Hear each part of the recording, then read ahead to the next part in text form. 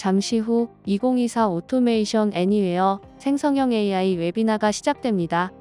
오늘 주제에 대해 궁금한 내용이나 의견을 설문조사를 통해 남겨주세요. 선정을 통해 스타벅스 아메리카노 기프티콘을 드립니다.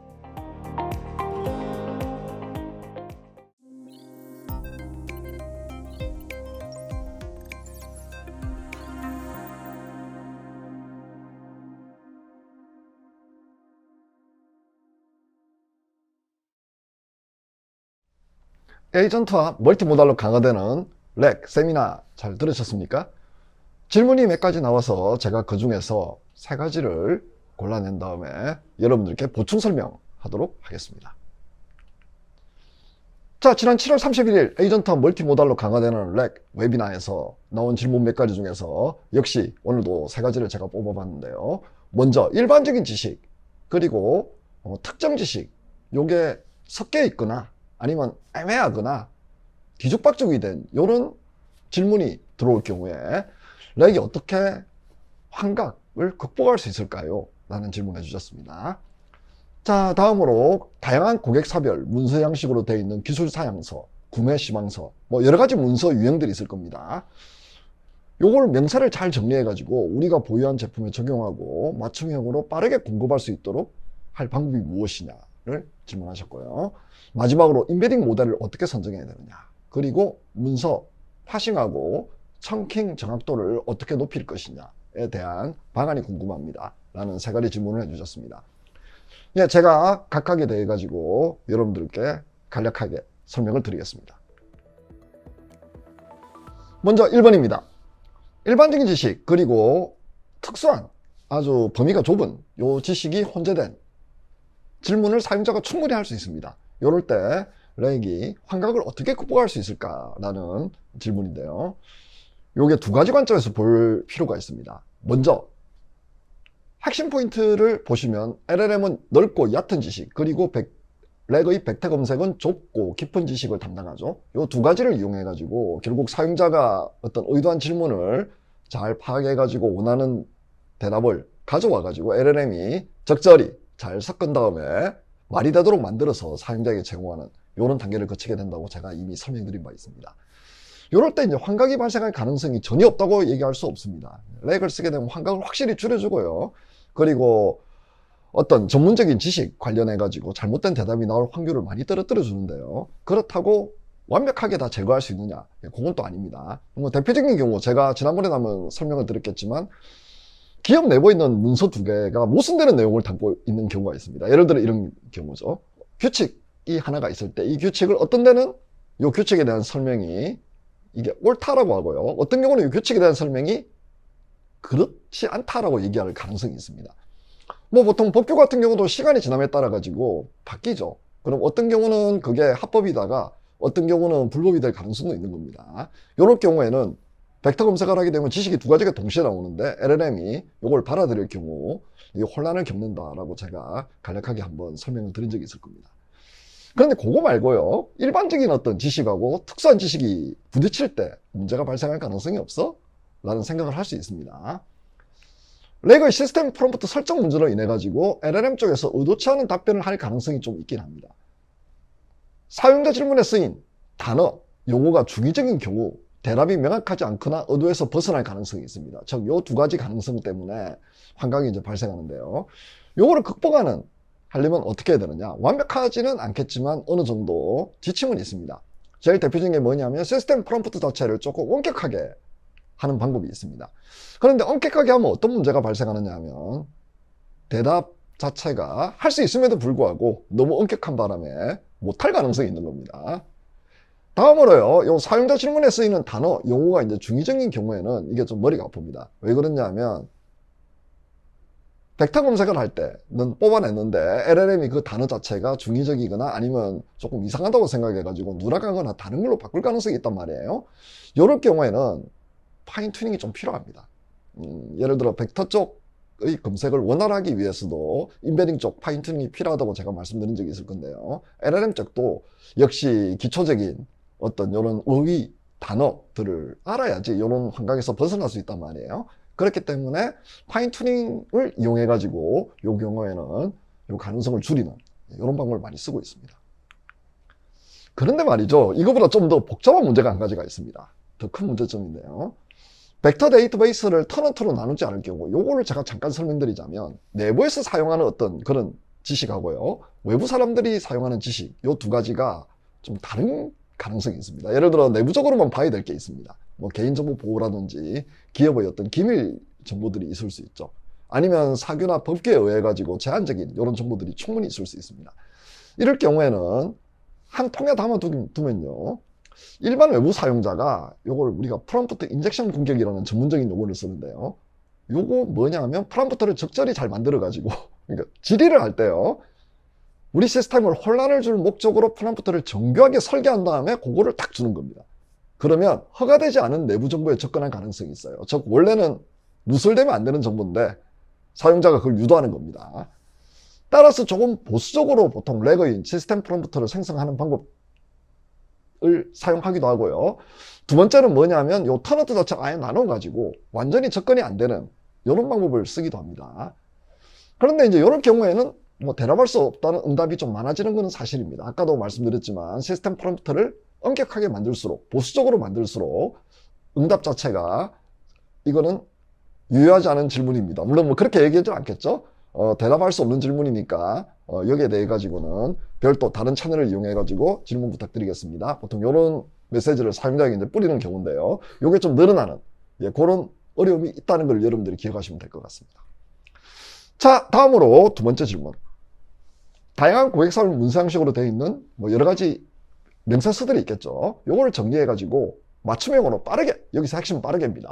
맞춤형 빠르게, 일반적인 거 말고 우리한테 딱 맞는 걸 어떻게 하면 빠르게 할 수 있는지에 대한 질문입니다. 자, 우선 기업 내부의 문서를 청크로 나눌 때 고려사항이 몇 가지가 있습니다. 우선 문서 유형이 있습니다. 뭐 PDF, HWP, 뭐 X버전, 그리고 독 X버전, XLS, X버전, 뭐 이미지, 뭐 팩스하고 스캐닝 되겠죠. 뭐 이런 것들이 있을 수 있고요. 다음으로 이제 테이블 유형이 있습니다. 뭐 단순표도 있고요, 복합표, 예를 들어 표 내부에 있는 표, 그리고 병합 같은 게 많이 돼 있는 이런 복잡한 표들이 있습니다. 다음으로 단 유형이 있습니다. 문서가 보면 우리가 2단, 1단, 2단, 3단 이렇게 단으로 되어 있는 문서들이 있거든요. 그 다음에 이제 문서 방향이 있습니다. 특히 현업에서는 뭐 설계 시방서 같은 거 쓸 때는요, 이렇게 표준적인 A4 용지에 나오는 게 아니고 넓게 나오는 경우가 있습니다. 이럴 때는 초상화 모드하고 풍경화 모드 요 두 가지가 방향이 다릅니다. 이런 것도 인식을 할 수 있어야 됩니다. 다음으로 문서 내부 일관성 있는 구조가 있는데요, 법률 문서나 카드 형식의 문서, 예를 들어 어떤 문서가 있을 때 이 문서의 형식이 딱 정해져 가지고요, 요 위치에는 뭐가 들어가고 저 위치에는 뭐가 들어가고 이런 게 있습니다.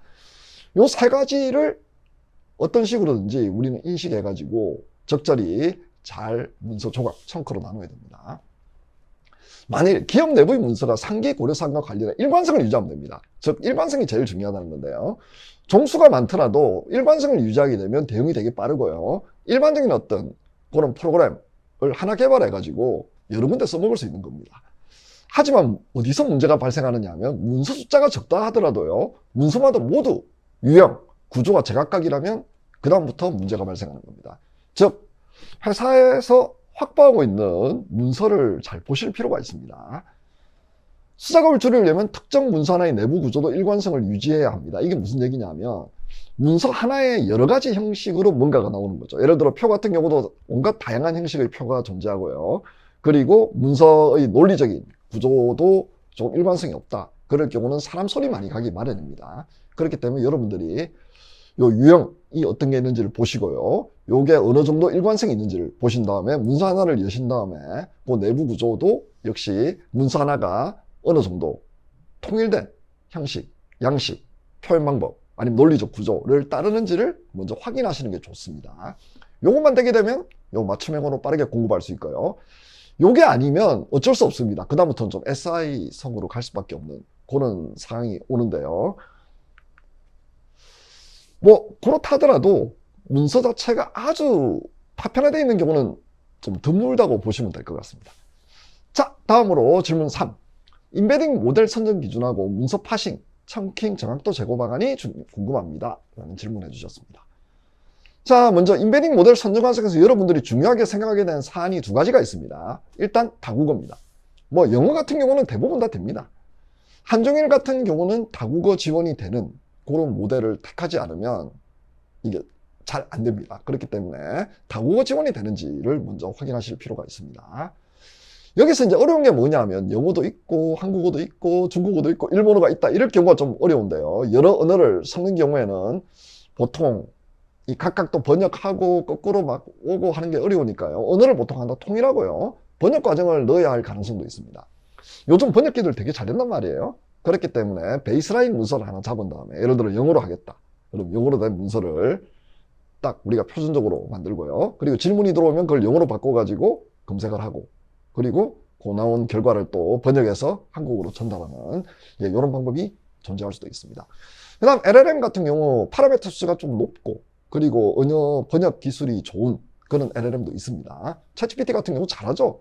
그럴 경우에는 별도 사용자에게 보여줄 때 번역할 필요 없이 시스템 프롬프트에서 대답은 반드시 XYZ라는 언어로 해줘 라고 얘기하면 그 언어를 따르게 됩니다. 그렇기 때문에 여러분들이 그런 방법도 있다라는 걸 기억하시면 됩니다. 어쨌든 다국어가 중요하다. 다음으로 전문 용어입니다. 이건 앞에서도 제가 잠깐 강조를 했는데요. 인베딩 모델은 법령 문서를 토대로 학습되기 때문에 현장에서 사용되는 용어에 따라 파인 튜닝이 필요한 경우가 있습니다. 특히 아주 전문적인 용어들 이런 것들이 있을 경우에 인베딩이 조금 잘 안 되는 이런 상황이 있을 수 있습니다. 뭐 간단하게 경험을 말씀드리자면요.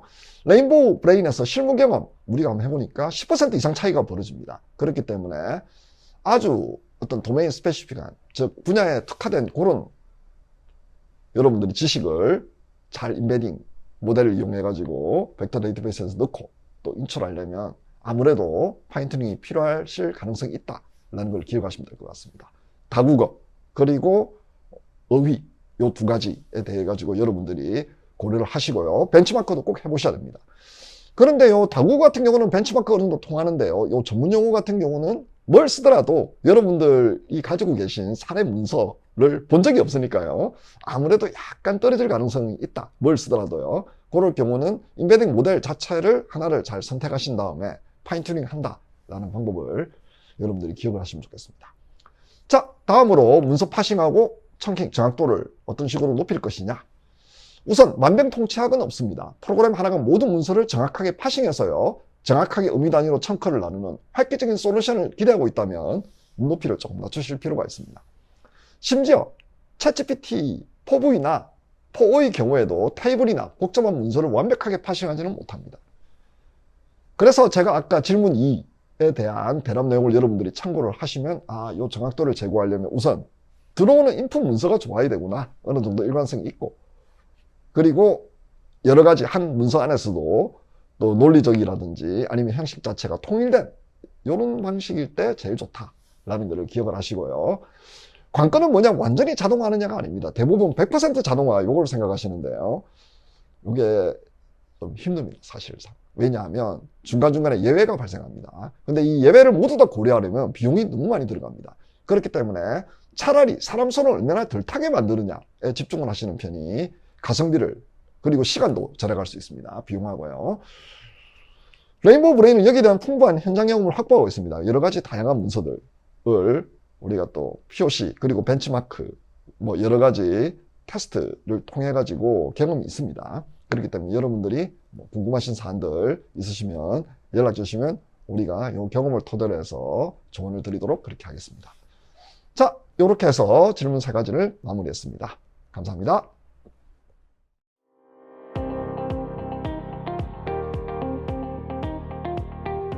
두 번째 세션은 빅데이터를 넘어선 데이터 중심의 프로세스 정립입니다. 많은 관심 부탁드립니다.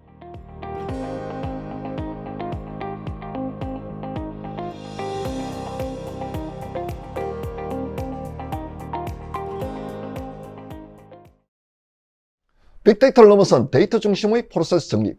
이번 웨비나 주제는 데이터 중심, 여기 보시면, 그리고 프로세스 정립. 이 두 가지인데요. 어떤 식으로 LLM, 그리고 생성 AI 시대를 맞아가지고 이걸 정립할 수 있는지 여러분께 설명을 드리겠습니다. 자, 우선 역시 용어 정리부터 봐야겠죠. 아마 익숙한 용어들 많으실 텐데요. 이 용어가 변주가 됩니다. 그렇기 때문에 여러분들이 먼저 용어에 대해서 개념을 확실히 잡고 계시면 뭐 뒤에 이어지는 설명 그렇게 어렵지 않게 들으실 수 있을 겁니다. 자, 우선 ETL이 있죠. Extract Transform Load. 뭐 ETL뿐만 ELT도 있긴 합니다. 이 로드하고 트랜스폼을 바꾸는 이런 경우도 있는데요. 데이터를 먼저 추출, 그리고 변환, 적재하는 일련의 과정을 우리는 ETL이라고 부릅니다. 목표가 무엇이냐? 뭐 데이터가 다 흩어져 있습니다. 여러 곳에 여러 형태로 흩어져 있는데요. 이걸 한 곳에 모아서 원하는 형태로 강화한 다음에 분석, 학습, 예를 들어 머신러닝, 그리고 딥러닝, 생성형 AI에서 활용하도록 만든다. 이게 ETL의 가장 기본적인 목표입니다. 자, 그러면 여기서 우리가 필요한 이유에 대해 가지고 고민을 좀 해봐야 되는데요. 제일 먼저 ETL이 필요한 이유는 뭐냐면 데이터의 다양성 때문입니다. 데이터가 솔직히 형식이 하나면 참 좋겠는데요. 그렇지 않다는 거 여러분도 잘 아시죠? 뭐 문서 형식, 아니면 데이터베이스의 형식, 뭐 이런 것도 다르고요. 그리고 그게 표현되는 방식도 조금씩 다릅니다. 그렇기 때문에 그걸 어떤 식으로 일치시킬 수 있을지에 대한 그런 요구가 커지는 겁니다. 두 번째는 뭐냐면 이 데이터 자체가 그냥 날것, 로 데이터라고 부르는데요. 날것 데이터를 그대로 쓸 경우에 ETL 안 쓰고요. 어떤 문제가 있느냐면 데이터 자체가 좀 부정확하거나 아니면 뭐 누락되거나 중복되거나 이런 경우들이 많습니다. 그렇기 때문에 뭐 누락된 거는 완전히 없애버린다거나 아니면 값을 우리가 적절히 채워 넣는다거나 그런 방법을 쓰고요. 중복되는 거는 어떻게 보면 하나를 없애버린다거나 이 두 가지를 합친다거나 이런 방법을 쓰게 되죠. 그런 것도 전부 다 ETL이 하는 일입니다. 마지막으로 이제 로드 관련해 가지고 뒤쪽에 어디에 적재되는지도 참 머리가 아픈데요. 뭐 실시간성을 중요하게 생각할 수도 있고 배치성을 중요하게 생각할 수도 있고 뭐 다양한 어떤 형태로 저장을 해야 될 겁니다. 그럴 때도 ETL이 없게 되면 그때마다 필요할 때마다 다 다르게 프로그램을 짜야 되는데요. 그런 또 어려움을 줄이는 게 ETL의 가장 중요한 존재의 이유입니다. 자, 데이터 통합 관점에서 한번 보면요. 분산된 데이터를 하나로 모아 통합된 분석, 학습 환경을 구축할 수 있습니다. 다음으로 데이터 품질 향상이 있는데요. 데이터를 정제하고 가공해서 신뢰성하고 정확성을 높입니다. 다음으로 데이터 의사결정을 위한 기반 데이터를 확보하고요. 학습 기반을 마련합니다. 예를 들어 머신러닝, 딥러닝 모델을 학습하거나 생성형 AI 모델을 학습하고 파인튜닝하기 위한 기반 데이터를 확보합니다. 다음으로 효과적으로 시각화해서 통찰을 얻게 지원합니다. 예, 이게 바로 ETL이 하는 가장 중요한 여러 가지 일이라고 볼 수 있습니다. 예, 계속해서 ETL, 추출, 변환, 적재라고 제가 말씀드렸는데 추출은 다양한 데이터 원천에서 수집을 하는 겁니다. 뭐 정형 데이터, 비정형 데이터, 반정형 데이터, 뭐 다양한 데이터들이 있을 텐데 요걸 잘 끄잡아 내려오는 거죠. 다음으로 이제 변환입니다. 출처된 데이터 형식을 통일하고 오류 데이터를 제거하고 불필요한 부분을 삭제합니다. 제가 앞서서 잠깐 간략하게 요약드린 거 기억하시죠? 그리고 여러 데이터 원천에 수집한 내용을 하나로 결합하죠. 필요에 따라서는 결측치, 즉 빠진 값을 채워 넣거나 정교 작업. 정교 작업이 뭐냐면 요 필드별로 값들이 너무 차이가 나죠, 스케일이. 그럴 경우에는 스케일이 큰 쪽이 나머지 쪽을 흔들 수 있거든요. 그렇기 때문에 정교 작업을 통해 가지고 어느 정도 범위 자체를 비슷하게 만들어내는 이런 과정을 우리는 정교화 과정이라고 말합니다. 자, 마지막으로 이제 적재입니다. 변환한 데이터를 어딘가에 저장해야 된다고 제가 말씀드렸죠. 뭐 배치, 실시간. 여기 필요에 따라서는 실시간을 위해서 데이터 파이프라인으로 바로 흘리는 방법도 가능하다. 이걸 기억하시면 좋겠습니다. 자, 그럼 여기서 제가 데이터 파이프라인이라는 용어를 썼는데요. 이 용어에 대해서 간략하게 알아보겠습니다. 다양한 데이터 원천이 있을 겁니다. 거기서 가져온 방대한 데이터를 수집, 변환, 저장, 분석하는 일련의 과정을 자동화하는 시스템을 우리는 데이터 파이프라인이라고 합니다. 뭐 파이프라인 같은 경우는 우리가 보통 생산 공정에서 어떤 뭐 예를 들어 액체 또는 만들어진 반제품들을 요래 쭉 흘리면 그게 다음 단계로 가서 또 가공되고 또 다음 단계로 가서 가공되고 이런 일련의 과정을 거치게 되는 거죠. 그걸 데이터 쪽에 도입한 겁니다. 자, 필요성을 한번 보실까요? 우선 데이터 양이 증가하고 있습니다. 그렇기 때문에 수작업을 못합니다. 뭐 엑셀로 다 정리하면 안 돼? 데이터가 작으면 충분히 가능합니다. 하지만 데이터 양이 많아질수록 시간도 오래 걸리고 실수할 가능성이 높아지겠죠. 그럴 때는 자동화된 시스템이 필요할 거다라는 걸 여러분들도 잘 알고 계시죠? 자, 다음으로 이제 다양성이 증가합니다. 형태가 다양한 데이터들이 많은데요. 이걸 어떻게 하는지 통합하고 처리를 해줘야 됩니다. 다음으로 이제 실시간. 실시간으로 분석하고 싶을 때 빠르게 처리하고 분석할 때 자동화 한 시스템을 이용해 가지고 최대한 적재적시에 바로 우리가 원하는 결과를 뽑아낸다. 이 과정에서 데이터 파이프라인이 무척 중요하죠. 마지막으로 이제 품질 필요성, 품질 중요성이 증가하고 있습니다. 분석 결과의 신뢰성이 점점 더 중요해지고 있죠.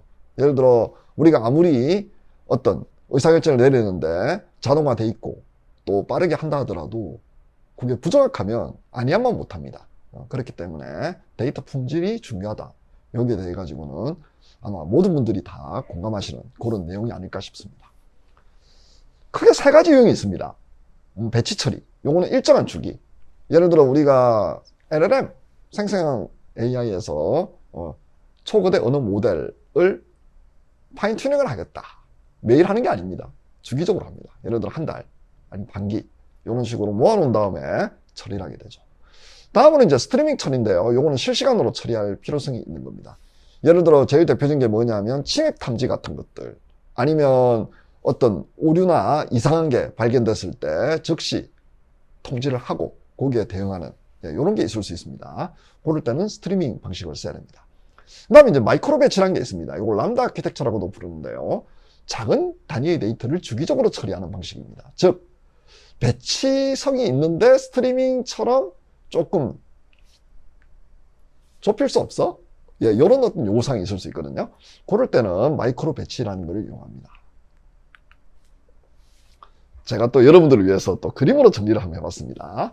자, 여기 가장 왼쪽 보시면 데이터 원천이 있죠.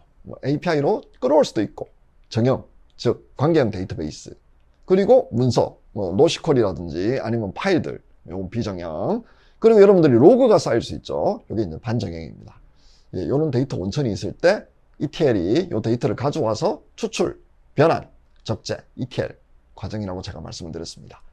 그 다음에 요건 이제 저장을 합니다. 메시지 큐에 보내가지고 실시간 처리를 한다거나, 데이터베이스에 넣어서 통계를 뽑아 본다거나, 파일 시스템에 적재한 다음에 나중에 대량일 때 후단에서 요걸 분석하거나, 아니면 객체 저장소, 예를 들어 아마존 S3 같은데 넣어서 우리가 필요한 분석 도구를 돌릴 수도 있습니다.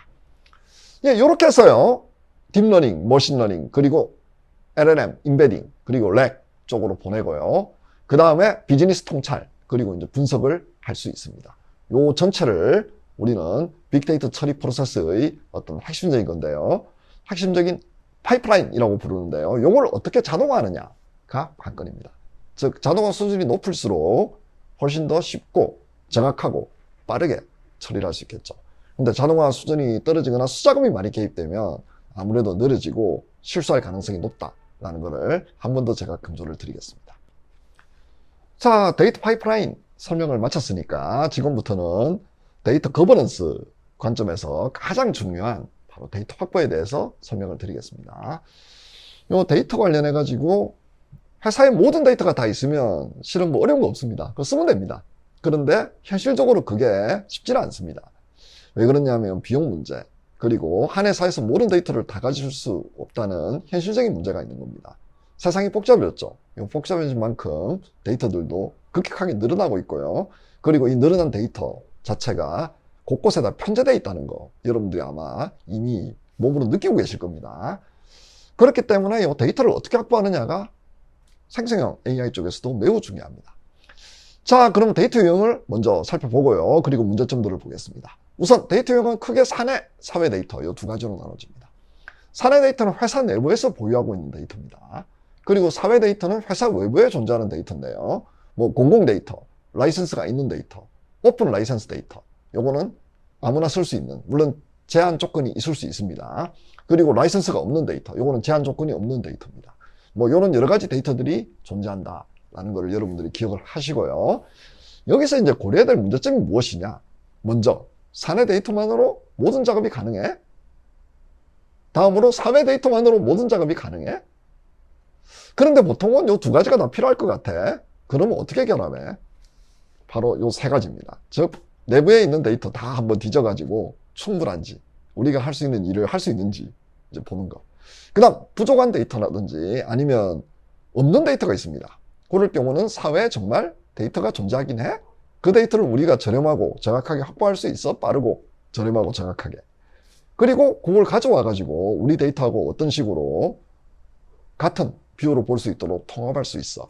이게 바로 가장 처리해야 될 복잡한 문제라고 보실 수 있습니다. 자, 그럼 사례. 이론적으로 설명을 드리다 보면 이게 좀 어렵다고 느끼실 겁니다. 그렇기 때문에 제가 사례를 몇 가지를 가져와 봤습니다. 아마 요걸 보시면 여러분들이 요렇게 할 수 있구나 라는 어떤 느낌을 받으실 수 있는데요.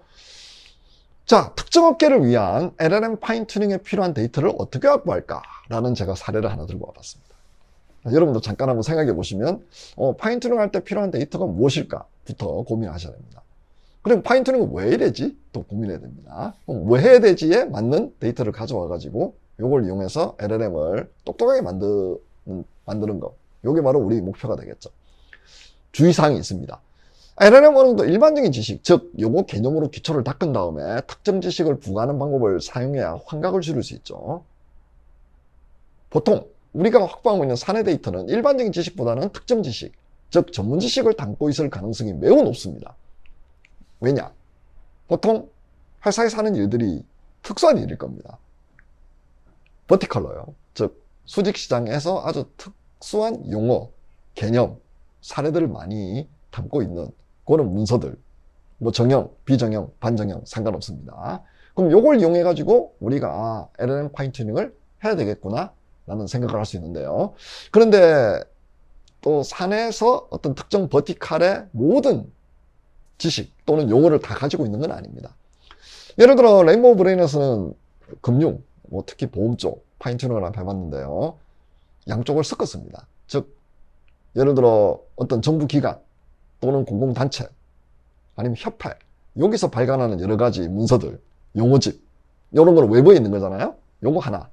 두 번째는 뭐냐면 사내에 있는 여러 가지 또 정보들이 있습니다. 예를 들어 상품 설명서, 이런 것들이 있습니다. 약관, 규정집, 이런 것들이 있습니다. 그러면 일반적인 지식은 공공 데이터 그리고 오픈소스 라이선스 데이터를 적극적으로 활용하고요. 아까 제가 말씀드린 특정 지식은 사내 데이터 그리고 업권에서 공유하는 데이터들이 있습니다. 요거를 적극적으로 활용하게 되면 LLM 자체를 파인 튜닝 하는데 상당히 유리하다. 여기서 말하는 일반적인 지식은 약간 범용 지식보다는 좀 특화되어 있고요. 그리고 업종별로요. 약간 특화되어 있고 대신에 회사에서 쓰는 그 쪽 관점에서 보면 좀 일반화되어 있는 지식이라고 보시면 됩니다. 중간에 있는 그런 그레이 영역에 있는 지식이라고 생각하시면 됩니다. 이런 걸 여러분들이 잘 보셔야 됩니다. 자, 그런데 이제 문제점이 뭐냐면요. 데이터를 충분히 확보하고 있는 경우는 드물다고 보셔야 됩니다. 우리는 데이터가 너무 많아가지고 주체를 할 수 없어. 이런 경우보다는요. 이게 뭔가 약간 부족한데?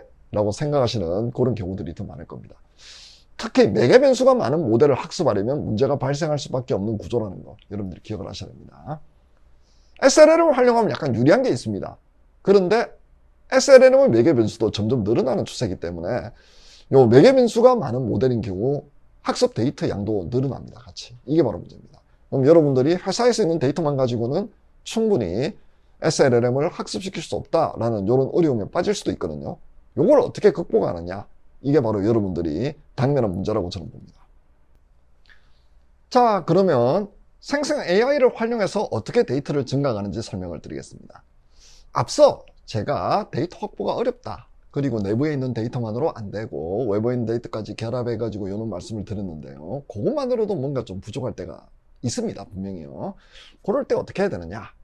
바로 조금 더 똑똑한 생성 AI를 활용해서 데이터를 증강한다. 증강은 뭐냐면 기존에 있는 데이터를 여러 가지 조금씩 변화를 줘가면서 데이터를 늘리는 겁니다. 즉 양을 늘리는 겁니다. 이 방식을 한번 고민해 봐야 되는데요. 특히 일반적인 지식의 경우 상용, 생성형 AI의 도움을 받는 방식도 많이 사용되고 있습니다. 이게 아주 어떻게 보면 편법은 아니고요. 어느 정도 인정받는 방법이긴 합니다. 물론 한계가 좀 있습니다. 그렇기 때문에 여러분들이 어떤 한계가 있고 어떤 주의점이 있는지를 명확하게 알고 접근을 하셔야 됩니다. 또한 기업 내부의 특정 지식을 담고 있는 데이터가 적은 경우에도 좀 증강을 해서 양을 늘릴 수도 있긴 합니다. 그래서 여러분들이 이 방법 존재한다라는 것을 기억을 하시고요. 주의사항만 조금 염두에 두시면 어떨까 싶습니다. 먼저 생성 AI 라이센스에 따라서요. 생성 AI 학습 데이터 생성 목적으로 사용할 수 없는 경우가 있습니다. 무슨 얘기냐면 우리 생성형 AI, LLM을 이용해 가지고 학습 목적으로 데이터 만드는 건 안 돼? 이런 라이선스가 있을 수 있습니다. 그거를 유심히 보셔야 됩니다. 다음으로요, 생성형 AI로 만든 데이터에 대해서 여러분들이 반드시 검증 작업을 하셔야 됩니다. 왜 그러냐면 요 생성형 AI 관련해 가지고 여러분들이 가장 좀 두렵게 느끼는 것 중에 하나가 환각이죠. 그리고 잘못된 정보, 누락된 정보 이런 게 있을 수 있습니다. 그럴 경우에 기초부터 잘못된 데이터가 들어가죠. 그럼 항상 그렇지만 쓰레기가 들어가면 쓰레기가 나온다. 가베지 인, 가베지 아웃이라는 유명한 컴퓨터 과학의 어떤 용어도 있습니다. 요 용어처럼 기초부터 LLM이 상당히 문제가 될 가능성, 인베딩도 마찬가지고요. 그 가능성에 대해서 여러분들이 항상 눈을 좀 크게 뜨고 보셔야 됩니다. 즉, 검증 반드시 해야 된다. 다음으로 양을 늘릴 경우 중복되는 내용 또는 엇비슷하지만 모순되는 내용이 만들어질 가능성도 전혀 없다고는 볼 수 없습니다. 이렇게 된 문제가 뭐냐면 LLM이 반복되는 작업에 대해서는 가중치를 좀 높일 가능성이 있는 거고요. 모순되는 내용 같은 경우는 확률적으로 환각에 빠질 가능성을 높입니다. 그렇기 때문에 이런 내용들 자체에 대해 가지고는 조금 사전 필터링 과정을 거쳐 가지고 쳐내 주셔야 됩니다. 즉, 검증 과정 자체가 상당히 중요하다라는 것을 제가 두 가지 요 사례로 설명을 드렸습니다. 자, 그러면 마지막으로 생성형 AI 데이터 처리 프로세스에 대해서 간략하게 요약 정리를 하겠습니다. 일단 두 가지 프로세스가 있습니다. 이게 같은 게 아니에요. LLM 인베딩 파트가 하나가 있고요. 그리고 렉 파트가 있습니다. 이 두 가지가 좀 다릅니다. 어떤 점이 차이가 있는지를 제가 설명을 드리고요. 뒤에 또 표로 요약을 해놨습니다. 우선 LLM 인베딩을 위한 파인튜닝 프로세스인 경우에 일반적인 내용이 담긴 텍스트 문서, 그리고 질문하고 대답 형태로 만들어진 특정 지식을 담고 있는 텍스트 문서, 이 두 가지가 다 필요합니다. 특히 인베딩 같은 경우에는 요 밑에 거, 요게 이제 상당히 이제 중요합니다. 물론 LLM도 이거 중요합니다. 자, 다음으로 렉 지식 베이스 구축 프로세스인 경우에는 사용자 질문에 대한 대답이 담긴 텍스트 문서, 그리고 질문과 대답 형태로 구성된 FAQ 문서, 요겁니다. 요거는 조금 더 정리가 된 문서고요. 요거는 그냥 일반적인 문서라고 보시면 됩니다. 그렇기 때문에 요 LLM 인베딩하고 그리고 렉 구축하는 데 쓰는 데이터 유형 자체가 약간 다르다라는 걸 여러분들이 꼭 기억을 해주시면 좋겠습니다. LLM 인베딩인 경우에는 대량의 문서를 처리해서 한 번에 학습하는 그런 특성이 있고요. 렉 지식 베이스 구축의 경우에는 초기에는 대량의 문서를 처리해서 지식 기반을 만들죠. 그리고 이후 갱신되는 문서를 지속적으로 지식 기반에 추가하는 그런 특성이 있습니다. 그렇기 때문에 렉 지식 베이스를 구축할 경우에는 초기에는 배치, 그리고 이후에는 약간은 마이크로 배치성으로 만드실 필요가 있습니다. 여러분들이 그 점 꼭 기억을 해주시고요. LLM 인베딩 같은 경우는 배치로 하지 실시간으로 하는 경우는 드물다고 보시면 됩니다. 그렇기 때문에 여러분들이 이 차이점, 어떤 문서가 필요한지, 어떤 데이터가 필요한지를 보시고, 다음으로 어떤 특성이 있기 때문에 어떻게 학습하는지 또 보시면 데이터 파이프라인 구축하는 과정에 있어서 도움이 되실 것 같습니다. 자, 그럼 마지막으로 제가 LLM 인베딩 그리고 렉을 표로 간략하게 한 페이지로 요약을 해봤습니다. 자, 우선 문서 출처. LLM 인베딩 같은 경우는 기업 내 외부 문서입니다. 렉 같은 경우는 주로 내부겠죠. 필요에 따라서 외부 문서를 추가할 수 있는데 대부분 다 내부 문서라고 보시면 됩니다.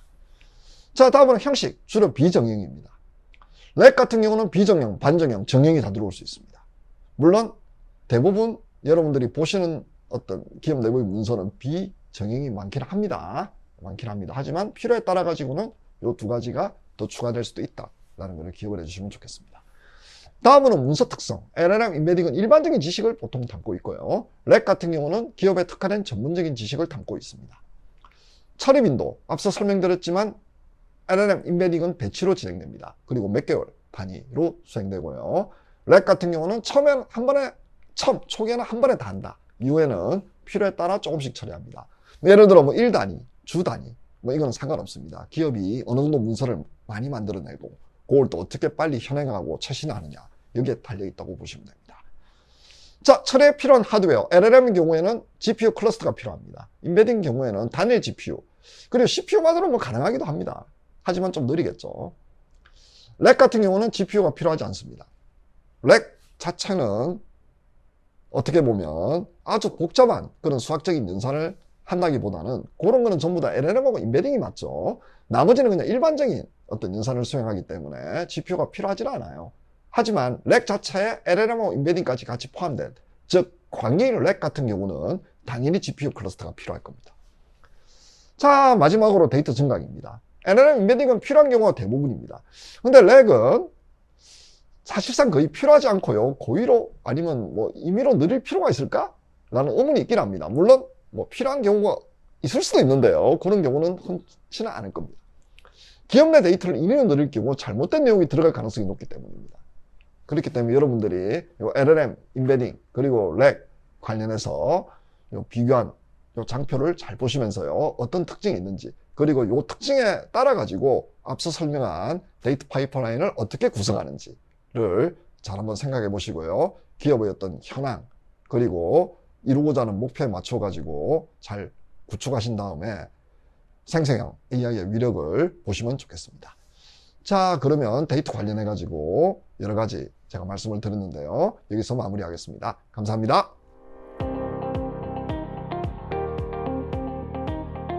오늘의 마지막 세션은 업스테이지의 생성형 AI 활용 사례 소개입니다. 마지막까지 많은 관심 부탁드립니다.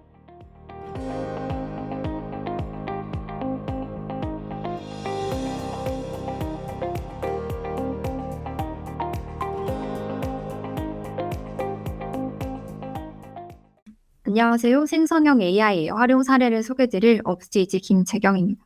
소중한 시간 내서 참석해주신 여러분께 감사드리며 BJS 현장에서의 SLLM 구축 및 활용 사례와 향후 발전 방향에 대해 소개드리겠습니다. 업스테이지는 라인과 네이버 클로바 AI팀 출신 리더들이 2020년 10월 설립한 한국과 미국의 법인을 둔 AI 스타트업입니다. 현재 총 120명 수준의 구성원이 함께하고 있으며 이 중 60%가 넘는 75명이 탑 AI 소프트웨어 엔지니어입니다. 업스테이지는 Making AI Beneficial, AI를 통해 세상을 더 이롭게 만든다는 미션을 가지고 설립되어 2022년 1월 OCR 솔루션인 다큐멘트 AI를 출시해 삼성, 현대, LG, 하나와 주요 금융사에 공급해왔고 2023년 12월에는 솔라 LLM을 출시하고 10개 이상의 커스텀 모델을 개발해왔습니다. 2024년 4월에는 1억 달러의 시리즈 B 투자를 유치했습니다. 앞서 말씀드린 바와 같이 업스테이지는 독자적인 기술로 만들어진 세계 최상위 수준의 소형 언어 모델인 솔라 LLM과 딥러닝 기반의 고성능 정보 추출 기술이 적용된 다큐멘트 AI 두 개의 제품 라인업을 운영 중입니다. 이 중 업스테이지의 생성형 AI 솔라 LLM에 대해 소개드리겠습니다. 2022년 11월 챗 GPT가 공개되고 2023년 2월 메타의 라마 모델이 오픈소스로 공개되었습니다. 지난해 3월 업스테이지의 OCR 기술과 챗 GPT를 결합한 아수겁을 카카오톡에 런칭하여 대중화에 앞장섰고 200만이 넘는 사용자를 확보했습니다. 2023년 7월에는 라마1을 파인튜닝하여 오픈소스 LLM 리더보드에서 세계 1위를 차지했고 같은 해 8월에는 라마2를 기반으로 당시 GPT 3.5를 넘어서는 벤치마크 점수를 달성했습니다. 2023년 12월에는 사전학습 모델인 솔라 LLM을 출시하며 오픈 LLM 리더보드에서 1위에 올라섰습니다. 이후 2024년 1월 기준 솔라를 기반으로 한 모델들이 오픈 LLM 리더보드의 1위부터 22위를 차지하는 기염을 토했고 업스테이지의 기술력과 솔라를 기반으로 지금까지 아시아를 넘어서 세계적으로 다양한 기업들이 업스테이지와 함께 생성형 AI의 사례를 만들고 계십니다. 업스테이지의 언어 모델 솔라는 GPT 3.5를 능가하는 성능으로 파인튜닝 시 그 성능이 극대화되는 모델인데요. 파인튜닝 플랫폼인 프레디베이스가 수행한 5가지 카테고리에 대해 31개의 태스크 수행 결과 중 16개의 태스크를 업스테이지 솔라 모델이 최고 성적으로 달성한 바 있습니다. 또한 업스테이지는 솔라 베이스 모델을 기반으로 이커머스, 교육, 번역 업무에 대해 기업 고객들의 최고 수준의 맞춤형 모델을 제공해왔습니다. 다국어 관련해서도 영어, 일본어, 한국어의 성능은 라마3를 능가하는 탁월한 성능을 보유하고 있습니다. 이처럼 솔라는 적은 매개 변수를 가진 소형 언어 모델로 작지만 강력한 모델입니다. 또한 디바이스에 탑재 가능한 정도의 가벼운 소형 모델로서 보다 빠르고 효율적입니다. LLM을 이용한 엔드-투-엔드 파이프라인에 대해서 이어서 말씀드리겠습니다. 앞서 솔라의 다양한 장점을 소개드렸는데요. 기술은 준비가 되어 있는 상황으로 이제 핵심은 기술을 통해 해결할 기업의 문제가 무엇인지 정의하는 것입니다. 업스테이지는 다양한 도메인에서 기술을 도입해 해결할 수 있는 문제와 그 장애물을 파악해왔습니다. 이를 바탕으로 문제를 해결하기 위한 AGI for Work이라는 비전을 달성하기 위해서는 두 가지의 병목을 해결해야 할 것으로 판단합니다. 1차적으로는 데이터가 준비되어 있지 않다는 점입니다. 그리고 정보 분석의 한계를 극복해야 하는데요. 먼저 데이터의 디지털화는 업스테이지의 다큐멘트 AI로, 정보 분석 및 인사이트 도출은 솔라 LLM으로 해결할 수 있습니다. 이미 보유하고 계신 비즈니스 데이터를 기반으로 업스테이지가 구현 및 연결한 엔드-투-엔드 LLM 파이프라인을 활용해 데이터를 디지털화하고 이를 기반으로 LLM을 통해 AGI for Work를 달성할 수 있습니다. 정보 추출 관련해서는 다른 세션을 통해 더 자세히 들으셨던 분도 계실 텐데요. 사람이 처리하는 정확도보다 더 높은 성능의 AI 모델을 구현하여 비정형 정보를 인식하고 추출하는 다큐멘트 AI 서비스가 많은 고객사들에 적용되어 업무를 효율화하고 있습니다. 또한 단순한 글자 인식을 넘어서 업스테이지의 레이아웃 애널라이저는 문서 구조를 이해하고 정보를 손쉽게 추출할 수 있습니다. 레이아웃 애널라이저는 단락, 표, 그림, 주석, 수식, 머리글, 바닥글 등의 요소를 추출해 문서의 구조를 파악하며 문맥 순서에 맞게 요소를 배열해 문서를 HTML 형식으로 최종 변환합니다. 또한 언어 모델의 잠재력을 효과적으로 활용하려면 우수한 임베딩 모델이 필수적인데요. 텍스트 데이터의 복잡한 구조와 의미를 숫자 벡터 공간에 매핑함으로써 미묘한 뉘앙스까지 포착하는 솔라 임베딩 모델은 영어, 한국어, 일본어에 대해 벤치마킹한 결과 3개 언어 모두에서 오픈AI의 임베딩 모델보다 우수한 성능을 달성했습니다. 이제 업스테이지가 솔라 모델을 적용한 실제 사례를 소개드리겠습니다. 업스테이지는 이커머스, 교육, 금융 등 각 산업과 태스크에 특화된 유스케이스를 만들어가고 있으며 국가별 언어 측면에서도 확장해 나가면서 언어별 유스케이스, 글로벌 파트너십 합 사례를 만들어가고 있습니다. 첫 번째로 소개드릴 실케이스는 이커머스 기업 커넥트웨이브의 사례인데요. 전자제품 가격 비교로 유명한 다나와 서비스를 제공하는 회사입니다. 수많은 쇼핑몰들이 제품 정보를 표준화해서 제공하지는 않기 때문에 일일이 수작업으로 다나와의 표준에 맞게 정보를 추출하여 입력하고 계셨습니다.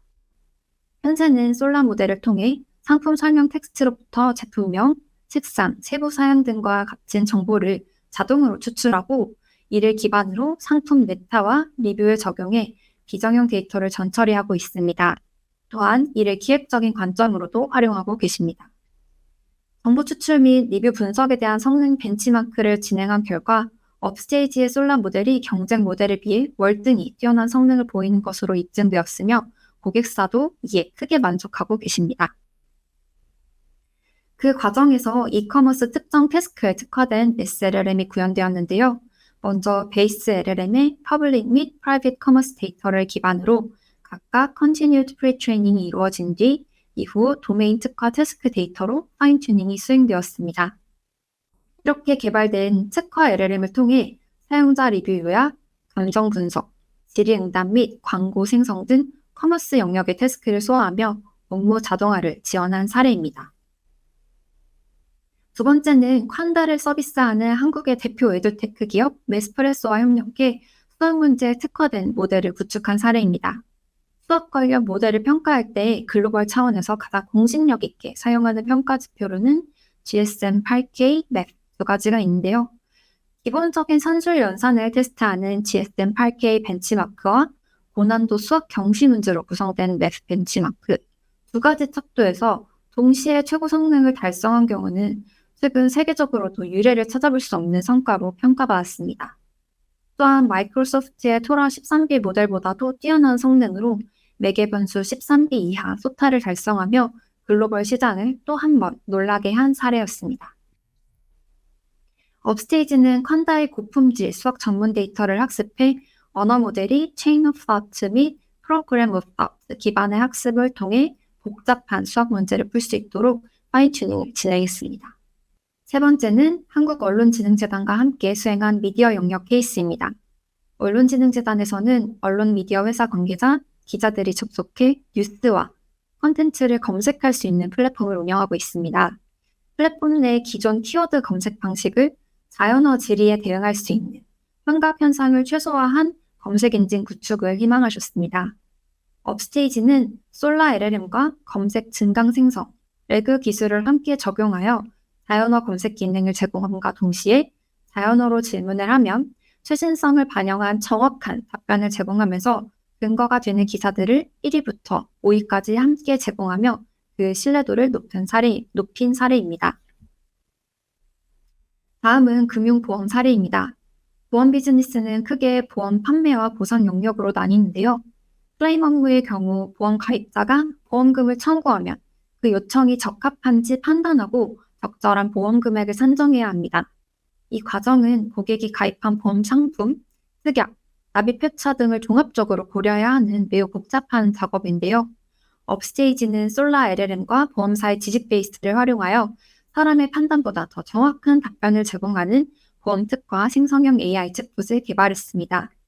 보험, 증권과 약관이라는 어려운 도메인 데이터를 잘 이해하고 처리하는 보험 도메인 특화 레그를 수행한 사례로 소개드립니다. 이어서 증권사의 사례인데요. 금융 산업에서 생성형 AI 기반 서비스 경쟁이 심화되고 있는 상황입니다. 이 상황에서 테크 리더로서의 기반을 마련하는 동시에 증권의 상품과 서비스가 복잡해짐에 따라 반복적인 업무를 자동화하고 효율화하기 위한 프라이빗 LLM 도입 및 레그 프로젝트가 진행 중입니다. 사내 게시판, 매뉴얼 및 규정과 법규를 포함한 내부 데이터 파이프라인을 통해 레그를 거쳐 업스테이지의 솔라 LLM이 흩어져 있는 지식을 모아 답변해주고 번역, 회의록 요약 등의 LLM 기반 태스크도 함께 제공하는 사례입니다. 일반적인 데이터 학습으로는 대응하기 어려운 식의약품 영역에 대해서도 식품의약안전처 데이터를 기반으로 레그를 구현해 기본적인 생성형 AI 모델의 식의약품 질의응답 대응 범위와 정확도를 향상한 사례가 있습니다. 로톡을 서비스하는 로앤컴퍼니와 함께 법률 분야의 자료조사, 초안 작성, 요약 업무에 특화된 법률 특화 LLM도 개발 중인데요. 슈퍼로이어는 서류 검토와 문서 작성에 많은 시간을 할애하는 변호사의 업무 부담을 줄여주는 서비스입니다. 업스테이지의 솔라를 기반으로 한 법률 특화 LLM을 통해 개인 변호사, 로펌은 물론 사내 변호사의 업무를 보조할 수 있을 것으로 기대합니다. 온프레미스 클라우드뿐만 아니라 온디바이스, 오프라인에서도 솔라 모델의 유스케이스를 확인하실 수 있는데요. 문서 작업용 어플리케이션 라이트업을 인텔 칩셋에 탑재 중으로 이를 통해 해당 프로세서를 장착한 윈도우 PC 제품군에서 솔라를 온디바이스 AI로 사용할 수 있게 될 예정입니다. 공공기관이나 폐쇄망 환경 내 활용의 경우 모델 자체를 온프레미스 환경에 도입하기 위해서는 GPU의 수급과 예산 수립 등이 복합적으로 준비되어야 합니다. 이에 저렴한 가격에 현재 솔라 모델을 양자화하는 방식으로 효율화해 개별 디바이스에서 제공 가능한 솔라박스 형태를 구현하고 삼성 SDX, 한컴 등과 협업하고 있습니다. 한글과 컴퓨터에 한글에 적용된 한컴 어시스턴트 사례를 간단한 영상으로 소개드리겠습니다. 서술형으로 작성되어야 할 내용에 대한 간단한 안내를 작성하면 초안이 생성됩니다. 요약이 필요한 텍스트를 선택하고 요약 기능을 실행하면 이렇게 긴 문장이 짧게 요약됩니다. 내용에 대해 표로 요약이 필요한 경우 표 요약을 실행하면 표로 내용이 정리됩니다. 업스테이지는 세일스포스와 같은 전략적 파트너들과 DBMS 기반의 LLM 모델 활용에 대한 논의도 진행하고 있습니다. 예를 들어 특정 고객이 영업관리 시스템 등 세일스포스 시스템 내 정보를 조회하거나 해당 정보를 기반으로 한 복합적인 질문을 하는 경우 업스테이지가 보유한 OCR 및 레이아웃 애널라이저 등 모델을 기반으로 데이터베이스에 맞는 레그를 구현해 정보를 조회하거나 레포트로 활용할 수 있습니다. 향후 출시될 멀티모달 모델의 경우 표와 그래프 등 이미지 인식을 기반으로 한 정보 추출이나 답변이 가능한 구조가 될 것으로 기대하고 있습니다. 코드 제너레이션과 더불어 자연어로 한 질문을 SQL문으로 전환하는 작업을 모델 기반으로 진행함으로써 직접 SQL 쿼리를 짜는 수고를 줄일 수 있습니다. 내부에서 자주 사용하는 SQL문이 있다면 해당 데이터들을 기반으로 파인 튜닝을 통해 커스텀화된 SQL 쿼리를 생성하는 방향으로도 제공이 가능합니다. 그동안 한국어 특화 언어 모델과 자체 기술을 통해 국내 시장에서 빠르게 성장해온 업스테이지는 LLM 역량을 APEC, 중동아시아 지역으로도 언어를 확장하고 있습니다. KT와의 협업을 통해 태국의 자스민 그룹의 인프라와 태국어로 GPT-4의 성능을 능가하는 LLM 공급 프로젝트를 개발 중이며 라쿠텐 AI의 7비 모델 성능을 넘어서는 일본어 지원 파운데이션 LLM도 개발했습니다. 최근에는 아마존 웹 서비스와 파트너십을 통해 전 세계 AWS 이용자를 대상으로 서비스 공급망을 확대하고 있는데요. AWS의 AI 허브인 아마존 세이지메이커 점프스타트와 AWS 마켓플레이스에서도 업스테이지의 솔라 모델을 만나실 수 있습니다. 글로벌 회사인 코어라에서 만든 포의 온라인 챗봇 서비스에도 솔라가 메인 모델로 등록되어 사용되고 있고 기업 협업 플랫폼인 스윗의 스냅, 샌드버드의 고객 지원 서비스에도 솔라 모델이 등록되어 서비스되고 있습니다. 업스테이지는 이처럼 다양한 유스케이스뿐만 아니라 생성형 AI를 사용자들에게 발빠르게 체험할 수 있도록 하는 S컵 채널을 운영하면서 AI 대중화에 앞장서 왔습니다. 이제 업스테이지는 AGI for Work를 비전으로 기업의 모든 구조화 및 비구조화 데이터의 디지털화, LLM을 기반으로 한 비즈니스 자동화 및 비즈니스 의사결정을 지원할 수 있는 기업을 위한 일반 인공지능 구현 단계로 나아가고 있습니다. 기업의 문제를 먼저 정의하고 이를 해결할 수 있는 기술을 사용해 먼저 시작하고 지속적으로 확대해 나가시기를, 그리고 그 과정에서 업스테이지의 기술이 그 도구로서 향후 발전에 함께하기를 바라겠습니다. 오늘 소개드린 솔라 LLM, 레이아웃 애널리시스, 다큐멘트 AI 제품을 업스테이지의 콘솔에서 모두 사용해 보실 수 있습니다.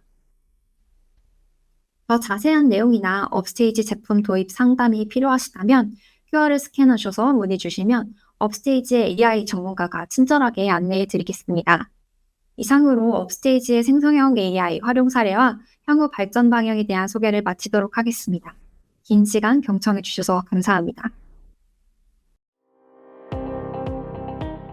지금까지 2024 오토메이션 애니웨어 생성형 AI 웨비나를 시청해 주셔서 감사합니다. 오늘 주제에 대해 궁금한 내용이나 의견을 설문조사를 통해 남겨주세요.